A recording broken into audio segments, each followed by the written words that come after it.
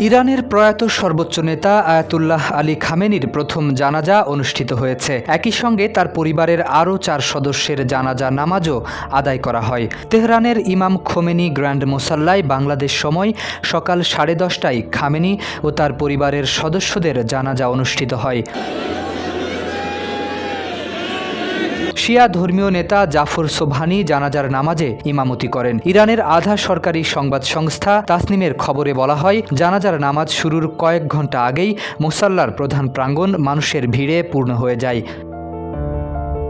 5+ star rating প্রাপ্ত দেশের সর্বোচ্চ বিদ্যুৎ সাশ্রয়ী ওয়ালটন এসি। স্মার্ট কমফোর্ট এখন নেক্সট লেভেলে। জানাজার নামাজ 3 ধাপে অনুষ্ঠিত হয়। প্রথম ধাপে আয়াতুল্লাহ খামেনির জন্য নামাজ আদায় করা হয়। দ্বিতীয় ধাপে তার পরিবারের সদস্য সৈয়দে বুশরা হুসেইনি খামেনি, মেজবা আল হুদা বাকেরি এবং জাহরা হাদ্দাদ আদেলর জন্য জানাজা অনুষ্ঠিত হয়। তৃতীয় ধাপে তার নাতনি জাহরা মুহাম্মাদি গোলপায়েগানির জন্য জানাজার নামাজ আদায় করা হয়। আয়াতুল্লাহ আলী খামেনি নিহত হওয়ার 4 মাসেরও বেশি সময় পর দেশটিতে তার জন্য 9 দিনের রাষ্ট্রীয় শোক ও শেষ বিদায়ের শোভাযাত্রা ঘোষণা করা হয়। শুক্রবার থেকে তেহরানের গ্র্যান্ড মোসাল্লায় সাবেক এই আয়াতুল্লাহর মরদেহ সর্বসাধারণের শ্রদ্ধা নিবেদনের জন্য রাখা হয়। শনিবার স্থানীয় সময় ভোর 6টায় তেহরানের ইমাম খোমেনি মোসাল্লায় মূল আনুষ্ঠানিকতা শুরু হয়।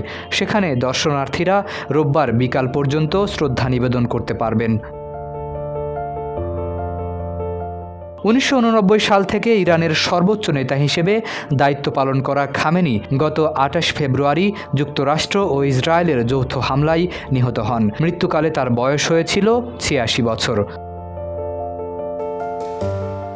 কর্মসূচি অনুযায়ী 7 জুলাই খামেনির মরদেহ কোম শহরে নেওয়া হবে। 8 জুলাই ইরাকের বাগদাদ, নাজাফ ও কারবালায় ধর্মীয় আনুষ্ঠানিকতা শেষে 9 জুলাই ইমাম রেজা মাজারে দাফন সম্পন্ন হওয়ার কথা রয়েছে।